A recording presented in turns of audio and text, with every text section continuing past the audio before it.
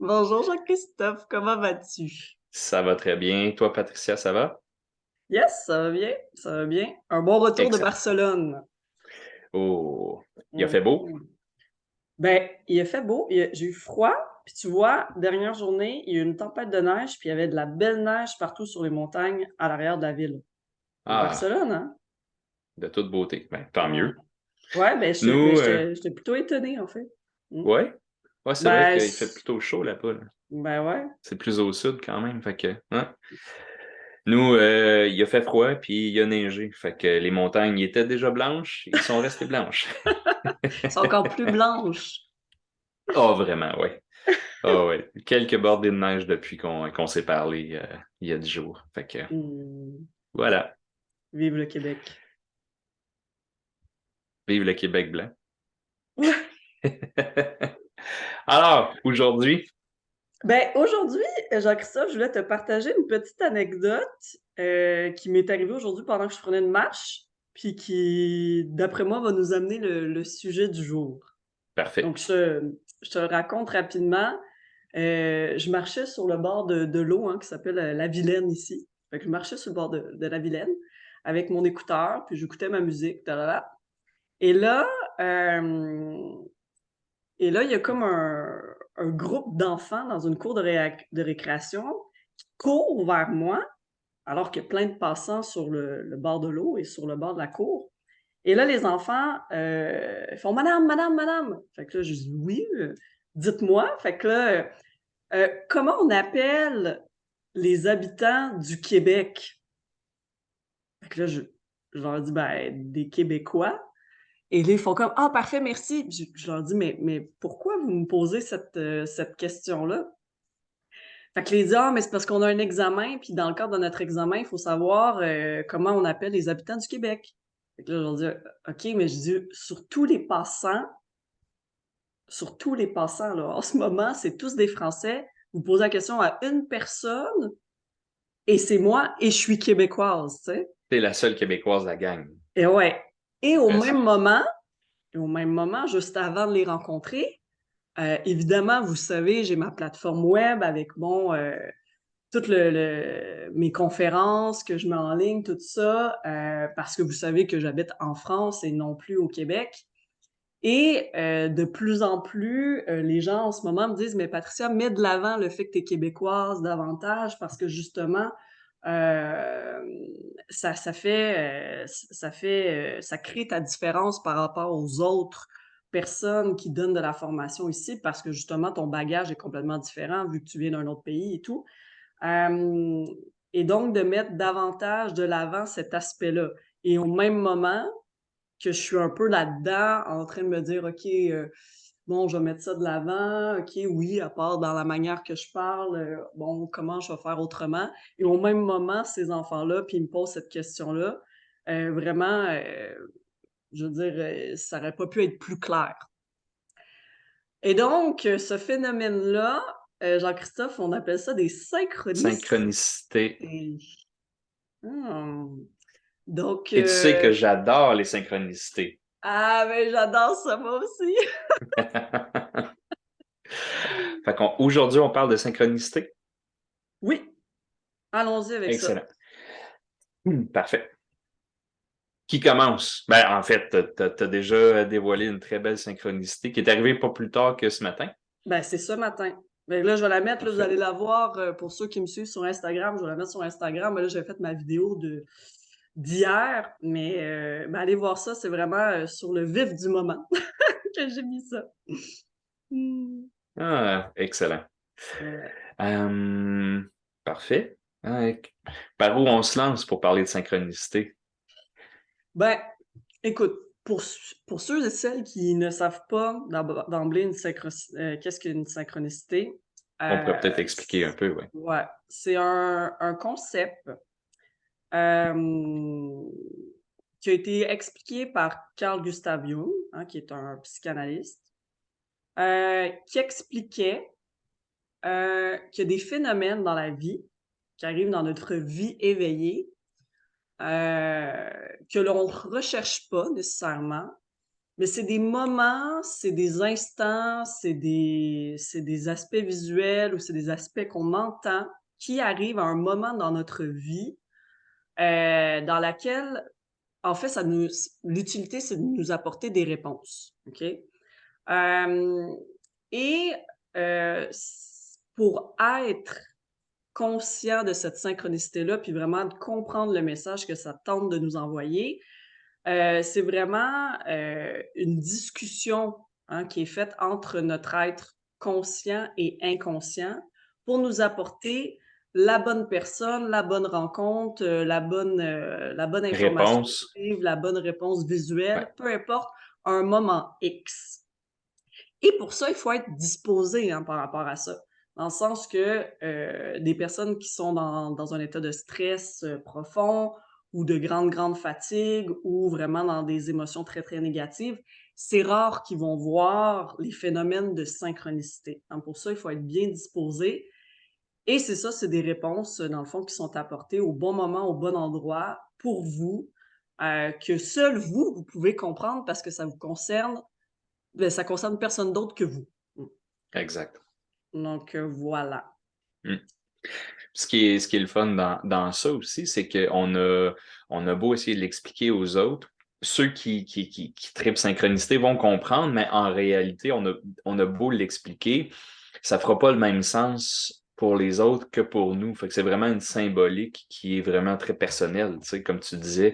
Puis c'est un message qui est juste pour nous, tu sais. Fait que on peut essayer de le partager, mais les gens n'auront pas la joie qu'on peut avoir en remarquant ou en découvrant la synchronicité, tu sais. Mmh. Puis il Donc, y a aussi beaucoup de ouais. personnes qui vont penser que c'est quelque chose de soit associé à la religion, quelque chose associé à la spiritualité, mais un peu, tu vraiment très spécial ou très, au-delà de la réalité. Mais non, c'est quelque chose de très concret qui se passe dans votre vie, mais qu'effectivement, il y a pas de mots logiques qui expliquent ça. Mais il y a rien d'inventé par rapport à ça, hein. C'est vraiment un C'est ça. concept qui existe, qui a été décrit dans maintes et maintes études, puis dans maintes et maintes, notamment, Carl Gustav Jung et dans le fond, il y a eu plusieurs patients dans sa vie et il rapportait tous les phénomènes de synchronicité qu'il vivait lui-même comme thérapeute par rapport à ses patients, que ses patients lui racontaient, mais que lui-même vivait à travers les Mm. expériences qu'il vivait avec ses patients, dans le sens qu'il y a comme aussi des phénomènes qui fait que autant pour le thérapeute, le patient peut lui apporter des informations qui sont nécessaires sur sa vie. Je sais pas si Euh, toi, avec ta clientèle, ta patientèle, c'était arrivé, mais moi, avec mes ouais. clients, je pense que ça m'arrive tous les jours. Surtout quand on est, comme tu disais, apte, disposé, ouvert à les recevoir, on en voit beaucoup. C'est vraiment intéressant. Ah Ok. ouais. Tout à fait. Good. Huh. Et je te dirais que, comme tu disais, tu sais, on peut avoir le point de vue religion, on peut avoir le point de vue peu importe. Euh, En fait, c'est vraiment en lien direct avec l'épigénétique. Dans le fond, c'est une question de projection et de réception. Tout ce qu'on projette, tout ce qu'on manifeste, comme tu disais, dans l'inconscient ou dans le conscient, ben, ça peut se manifester après ça, puis on peut avoir des beaux retours. Fait que c'est vraiment une boucle de rétroaction, dans le fond. C'est d'envoyer quelque chose. Quand on dit on envoie ça dans l'univers, puis là, oh, la réponse, elle arrive toute faite. Exact. C'est ça. C'est vraiment épigénétique 101. Mhm.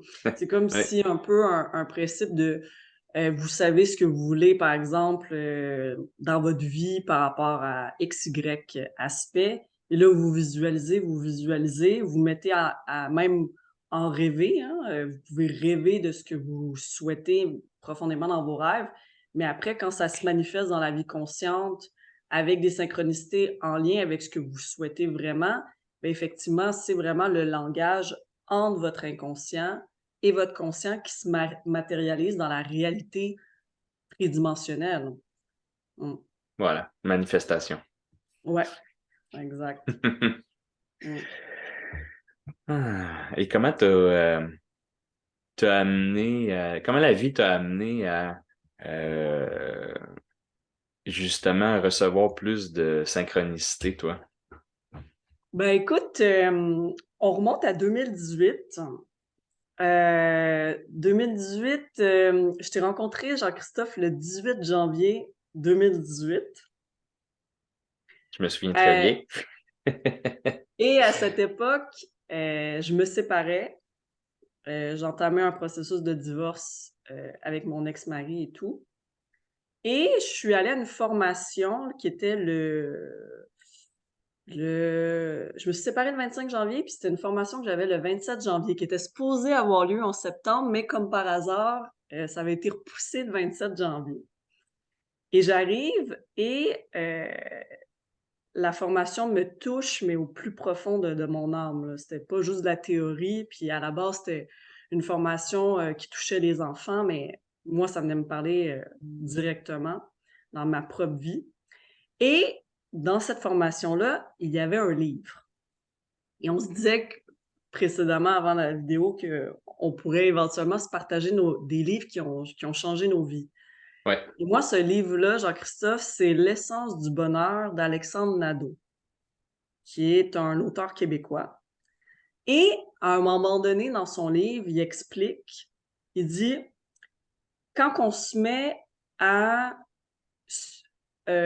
cesser les résistances dans notre vie, oser être nous-mêmes et suivre notre intuition, c'est là qu'arrivent les séries de synchronicité dans notre vie qui nous permettent de suivre le flot de notre vie. Hein, on est comme sur une vague et après, on fait juste suivre la vague, puis la vague nous amène naturellement dans la bonne direction sans qu'on ait besoin de se battre ou de résister ou rien faire. C'est tout naturel. Et les synchronicités, c'est une série de réponses qui nous permet de faire ça.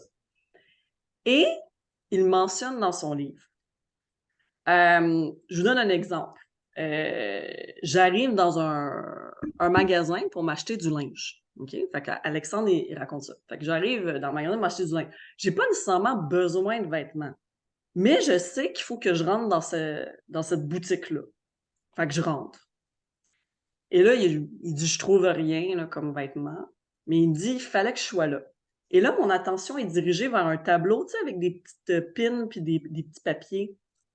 Puis là, il dit, je suis attirée vers un numéro d'une massothérapeute. OK? Et là, il dit, bon, ben parfait, je prends le numéro de la massothérapeute, même si en même temps, je sais que j'ai eu un massage il y a 3 semaines. Mais bon, pas grave, je suis attirée vers ça. Et là, il retourne chez lui, il laisse le numéro de téléphone sur sa table. Et plus tard, 3 jours après, il se dit, mais mon Dieu, il faut vraiment que j'appelle cette massothérapeute-là. Fait que là, il l'appelle, il prend un rendez-vous avec elle, il a son massage, il dit, ben mon Dieu, il n'y a rien de spécial qui arrive pendant le massage ou rien de particulier. Mais il savait cette journée-là qu'il y avait quelque chose de spécial qui allait se passer.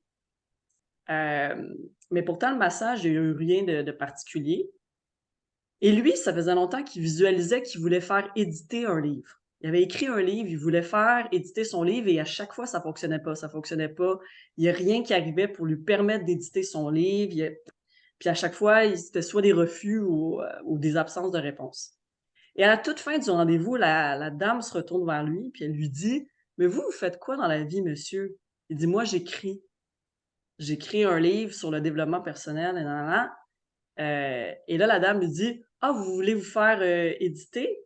Fait que là, il dit oui.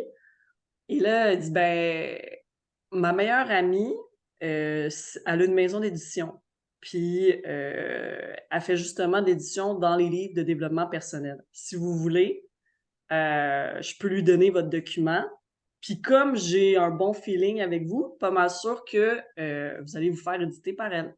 Et comme de fait, 3 jours plus tard ou quelques temps après, bang, il s'est fait éditer. Mais il dit, si j'avais pas fait confiance en mon intuition qui m'avait mené cette journée-là à aller vers ce magasin-là parce que j'arrêtais pas de voir la marque ou peu importe le nom de cette boutique-là plusieurs fois, qui me menait à rentrer dans cette boutique-là, à être attiré vers le board pour prendre le rendez-vous avec la massothérapeute, ça m'aurait pas mené à avoir le nom de cette éditrice-là et Hmm. faire éditer mon livre. Elle m'a dit, mais dit, parce que j'arrêtais pas de voir ce signe-là qui m'amenait vers cette boutique-là, à ce moment-là. Et là, quand j'ai lu ça, j'ai fait « Wow! » Tu sais, c'est une synchronicité de... C'est fou! Et depuis ce temps-là, ben, ma vie est remplie de synchronicités. Mais ça a complètement changé ma manière de voir les choses. Et au-delà de ça, c'est de faire pleinement confiance en son intuition et d'être Mhm. alerte à ce qui se passe autour de soi, autant dans l'auditif que le visuel, que peu importe. Et moi, ça a Ouais. commencé comme ça, mon histoire des synchronicités. OK. Toi? Comment ça a commencé pour moi? Oui. Ça a commencé en 2018. Parce que, Non! ben, en fait, j'ai gradué en ostéopathie en 2018. Et puis, juste après on se soit connus. En fait, on s'est connus en Oui. janvier. Puis je me souviens, le premier, quand on s'est vu au début, tu étais en processus de divorce. Ouais. Et moi, je graduais en 2018. J'étais en rédaction de mémoire. J'étais en train de préparer. Tu terminais en juin. Euh, je terminais en juin, effectivement. C'est ça. Oh, ça me fait penser à une autre synchronicité. Parfait, je la note. Good, celle-là est pas pire aussi. Et puis, en 2018, quand j'ai gradué, mon ancien partner avec qui que j'ai gradué d'ailleurs, Sean, on travaillait ensemble. Je travaillais au Pilates avec, c'est sa mère qui était propriétaire de l'endroit, tu sais. Puis, quand on a gradué, bon, après des 8 ans d'études, qu'est-ce qu'on fait maintenant? Fait que, il m'a dit, ah, tu sais quoi, Jean-Christophe? Honnêtement, tu devrais peut-être faire un cours de PNL. Parce que lui, le fait, sa mère Grace est formée par Richard Bandler, le co-développeur, cofondateur de la PNL. Puis il m'a dit juste pour, tu sais, l'interaction avec les clients, ça aide beaucoup au niveau de la communication. J'ai dit, OK, ouais, c'est vrai, c'est intéressant. Grace, elle m'avait fait une séance d'hypnose pour ma soutenance de thèse, justement, parce que parler devant un public, c'est quelque chose. Mm. Parler pendant une demi-heure devant une salle remplie d'ostéopathes, puis un comité, un jury international, ça met encore plus de pression. Surtout que nous autres, c'est 30 minutes, pas 29, pas 31. C'était 30. Et puis ça a super bien marché. J'ai eu aucune crainte ou hésitation. J'ai récité mon truc pendant 30 minutes et puis j'avais même pas de carton aide-mémoire. J'ai tout dit mon truc pendant une demi-heure. Puis ma directrice de mémoire, c'est une des très bonnes amies de mon directeur. Puis elle m'a dit, Jean-Christophe, c'était une des présentations qu'il a préférées. Vraiment parce que c'était concis, c'était structuré, tu savais où tu t'en allais, tout ça. Puis tu connaissais ton texte par cœur, tu sais. Fait que je dis, OK, parfait. Peut-être que le cours de PNL, en fait, le cours de base, c'est 3 jours. Fait que c'est pas si pire que ça. Et je me dis, je vais m'inscrire. Je voulais faire ça, puis je voulais apprendre à jouer du piano aussi. Fait que c'est là que j'ai commencé, là, une autre histoire qu'on racontera peut-être tantôt. Mais le cours de PNL de base, j'ai mais tellement aimé ça. Ça a tellement été génial que je ne sais pas qu'est-ce qui s'est passé dans mon développement personnel. En tout cas, c'est allé changer quelque chose. Et puis, c'était un vendredi, du vendredi au dimanche. Vendredi, samedi, dimanche, je reviens avec plein d'outils, tout ça. Le lundi, je m'en vais jouer au golf avec l'oncle de ma copine. Lui, il est membre sur un terrain de golf privé, puis c'est avec lui que je joue au golf. Fait que, on s'en va là-bas. J'ai joué une de ces parties. J'étais en approche pour même faire un eagle sur un par 5, ce qui est quand même pas rien, tu sais. Puis là, il m'a dit, Jean-Christophe, je sais pas qu'est-ce que tu as fait en fin de semaine, mais il dit, tu joues une fois par année. Il dit, pour être en approche d'un Eagle, c'est des gens qui jouent 30 à 40 parties par année. T'en joues une. La dernière fois que tu as joué, c'était avec moi l'année passée. Fait que je sais pas ce que tu as fait en fin de semaine, mais fais ça tout le temps. Fait que j'ai fait mon parcours au complet en PNL. Ça a été une Ah, cloche qui m'a dit comme, OK, là, je suis à la bonne go. place, tu sais. Exactement, exactement. Ah, Puis c'est là que les synchronicités ont commencé parce que c'est là qu'on a commencé à en parler parce que évidemment euh, la PNL découle aussi de certains aspects psychologiques, tu sais, dans le fond, dont Fritz Perl que tu parlais avec la Gestalt. mm. Euh, Fait que dans le fond, les synchronicités, on en parle, puis étant donné qu'on est tous des gens dans le milieu du développement personnel, on veut tous travailler sur soi, on veut tous aider les autres. les synchronicités se multiplient. Ils se manifestent assez Ah, ouais. facilement puis assez intensément, tu sais. Fait que c'est là que j'ai commencé à être conscient de c'était quoi le concept des synchronicités. Puis, de fil en aiguille, je commençais à en voir de plus en plus. Puis, il y en a une qui a été vraiment marquée parce que dans le cursus, il y a un module que c'est les métaphores. Fait que dans la fin de semaine des métaphores, on apprend c'est quoi et on apprend à fabriquer une métaphore. Fait que dans le fond, tout le monde participe à la création de 2 métaphores et on reçoit tous une métaphore que les autres en équipe vont nous avoir faite. Fait que c'est vraiment bien structuré, c'est vraiment intéressant les histoires qui découlent de ça parce qu'il y a toujours un message. Puis le but Ouais. d'une métaphore, c'est de raconter un message, mais qui est une ligne directrice, tu sais, qu'il se passe quelque chose, tu sais. Puis dans une des métaphores qu'on comptait, c'était celle, je crois que c'était celle pour Lorna ou peu importe. C'était une histoire de volcan. Puis le volcan, lui, il faisait éruption tout le temps, puis il noircissait le ciel. Puis le ciel n'était pas content. Parce qu'il dit, moi, je suis censé être bleu, je suis pas censé être noir. Calme-toi, volcan. Mais le volcan, il dit, ouais, mais attends un peu, là, moi, je la suis, je veux dire, en plus de la lave, c'est quand j'ai une éruption, ça fait partie de la game, tu sais, t'as pas à me dire quoi faire. Fait que, tu sais, c'était comme, l'idée, c'était un conflit entre 2 personnes, mais qu'il pouvait y avoir du bon dans les deux, tu sais. Puis, on monte toute la fin de semaine la métaphore. Puis quand on arrive le dimanche, on raconte notre métaphore. Moi, je jouais le rôle du volcan. Fait que c'était moi qui personnifiais le volcan. Fait que je suis en colère! Puis là, je faisais une montée de lave comme ça. Puis Clémentine, elle faisait le rôle du ciel.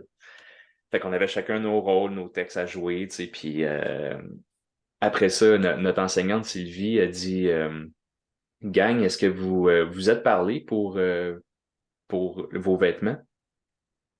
Ben non. Elle dit Jean-Christophe, t'as un chandail rouge. Clémentine, t'as un chandail bleu. Vous vous êtes parlé? C'était prévu? Ben non. J'ai même pas pensé, je me suis habillé comme ça, puis j'avais envie de m'habiller comme ça ce matin. Puis Clémentine, toi? Ben non, j'ai juste mis mon chandail parce que c'est le premier que j'ai pris, puis j'étais encore endormi. Fait que c'est le premier Euh, chandail que j'ai mis. Puis elle dit OK, volcan, chandail rouge, le ciel, chandail bleu. Elle dit OK, c'était quasiment. Elle dit ceux qui croient pas aux synchronicités, regardez, ça, c'en est une belle, tu sais. Fait euh, Fait que là, c'est là vraiment que, tu sais, ça se concrétisait de plus en plus, tu sais. Fait que, mais non, j'ai plein d'autres anecdotes, plein d'autres synchronicités que je vais pouvoir partager. euh, Puis, si tu me comptes une autre synchronicité un peu comme ça qui t'est arrivé, ça serait quoi? ben, écoute, tellement d'aspects. La plus forte que j'ai eue, ben, il y en a eu deux. Mais une en particulier, je suis arrivée en France en mars 2021. Et j'avais deux offres d'emploi. J'avais ma première à l'Université de Clermont-Auvergne et par la suite à Rennes. Et je savais qu'il fallait que j'aille à Rennes. OK? À ce moment-là, il y avait des aspects qui fonctionnaient plus ou moins au niveau du contrat quand j'étais à Clermont-Auvergne. Et je me pose la question, est-ce que je devrais faire le choix vraiment de pleinement aller à Rennes? Je viens d'arriver, je viens de me faire des nouveaux amis, mais en même temps, je me sens appelée par Rennes, mais tu sais, tu te poses quand même tout le temps un peu de questions quand tu hésites, est-ce que je continue le poste ou pas? Et j'arrive devant le bureau de la directrice pour un peu entendre ce qu'elle a à me dire et tout avant de prendre ma décision. Et au même moment, je me retourne, il y a toujours eu une table de chevet, une petite table là, en face du bureau de la directrice. Et ben, elle a toujours été vide. Et cette journée-là, il y a un livre. Et là, je me tourne sur le livre et le titre du livre, c'est L'Université de Rennes, l'art de vivre. Et moi, j'hésitais entre partir de Clermont ou aller à Rennes. Fait que là, je vois ça en face du bureau de la directrice, alors qu'il n'y a jamais de livre, mais la journée que j'y suis, il y a ce livre-là sur la table. Là, je suis comme, OK, OK. parfait, ma décision est prise, je m'en vais à Rennes. Et là, j'arrive à Rennes et ma sœur vient me voir. Là, on est rendu au mois de mai. ma sœur vient me voir et elle me dit: «Ah Patricia, est-ce que ça tente qu'on aille, marcher à Saint-Malo?» qui est un super endroit avec une belle plage qui donne directement sur l'océan, donc magnifique. On y va, méga tempête, il fait froid, il pleut, il grêle, il y a une tornade, tu sais, pour vrai, pas une tornade, mais il ventait, il y avait personne sur la plage, il y avait juste nous, on est comme: «C'est quoi ce climat-là?» Et là, on marche et je marche sur une coquille Saint-Jacques, une grosse coquille Saint-Jacques. Et là, je la prends. Je dis: «Waouh, elle est belle», tu sais, fait que je la garde. Et à partir de ce moment-là, j'ai pas arrêté de voir des coquilles Saint-Jacques partout, tout le temps, partout. Je rentre dans un restaurant, je rentre dans une bibliothèque, je rentre dans un magasin de vêtements, sur un chandail, il y a une coquille Saint-Jacques, je partout, partout, partout, partout, partout. Mais à un point que ça devenait, Jean-Christophe, pas agressant, mais tu sais, Fatigant. c'est too much, là. Ouais, ouais, ouais. Et là, je me mets à chercher, je dis: «Mais coudonc, qu'est-ce qu'il faut que je comprenne? Pourquoi je vois autant de coquilles Saint-Jacques et tout?» Et et puis ça fait exprès parce qu'il y a des gens qui me disent: «Ah, t'as-tu vu, sur telle affaire, il y a une coquille Saint-Jacques?» Puis tu sais, le monde m'amène même à regarder des coquilles Saint-Jacques que moi-même j'avais pas remarquées. Et là, je me mets à chercher la signification, puis ça dit, bon, un lien avec la féminité, la sensualité, la sexualité, puis je suis comme: «Mouais, OK, signification spirituelle, OK, mais ça me parle pas». Puis quand que ça nous parle pas, c'est pas le message qu'il faut qu'on en reçoive. Donc OK, je pense pas que c'est ça, je vais attendre. Et ça continue, ça continue, ça continue. Et à un moment donné, j'ai juste dit: «Mais si vous voulez que je comprenne quelque chose de ça, envoyez-moi quelque chose de plus clair», tu sais? J'ai juste dit ça comme ça. Et là, j'entre dans les restaurants, les boutiques, les ci, les ça, et j'entends, le chemin de Saint-Jacques. Le chemin de Saint-Jacques, le chemin de Saint-Jacques, Compostelle, Compostelle, Compostelle. Puis là, je fais: «Ah!» Ah!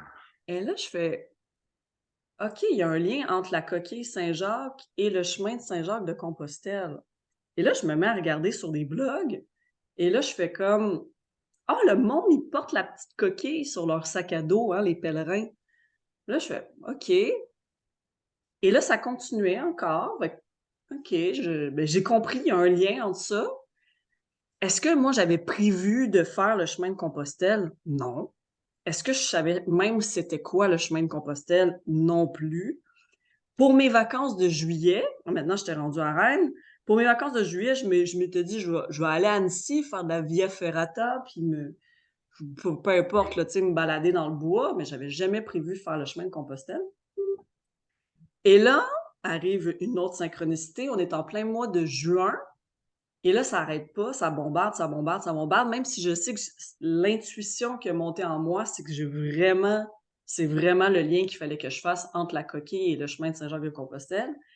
Et un soir que, je m'apprêtais à déménager de Clermont-Ferrand à Rennes, je suis à Clermont, c'est dans mes dernières journées et là, je dis: «OK, hem, si vous voulez vraiment que je fasse le chemin de Saint-Jacques-de-Compostelle, je sais pas pourquoi qu'il faut que je le fasse. Je sais même pas si j'ai la forme physique.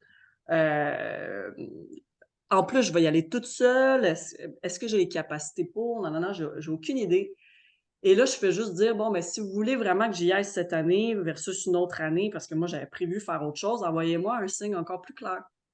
Et au même moment que je lance ça, il y a une voiture qui non, j'arrive, je tourne le coin, j'arrive à une maison, il y a des coquilles Saint-Jacques à chaque 2 centimètres sur toute la maison, à la maison que j'arrive et sur toute la clôture.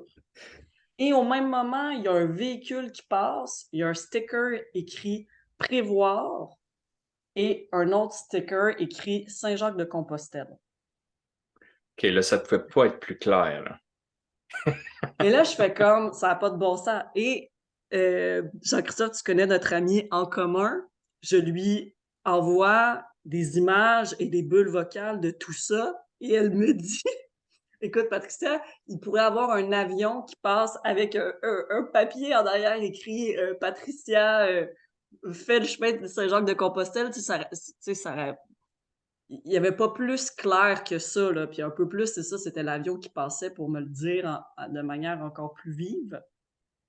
Et donc, finalement, j'ai entamé le chemin de Saint-Jacques-de-Compostelle exactement 1 mois plus tard. Et ce voyage de Compostelle, que j'ai entamé le 16 juillet 2021, a absolument, mais absolument, Jean-Christophe, transformé ma vie à tout jamais. À tout jamais. Et donc, c'est une Génial. série de synchronicités qui m'ont mené à le faire. Donc Ça ne pouvait pas voilà. être plus clair. Ben, c'était fou. C'était fou. Ça me fait Bombardé de penser. messages de mai en juillet jusqu'à temps que je Ouais, comprenne. ouais, C'est comme si on me donnait un coup de pied dans le derrière. Fais-le, fais-le, fais-le. ouais.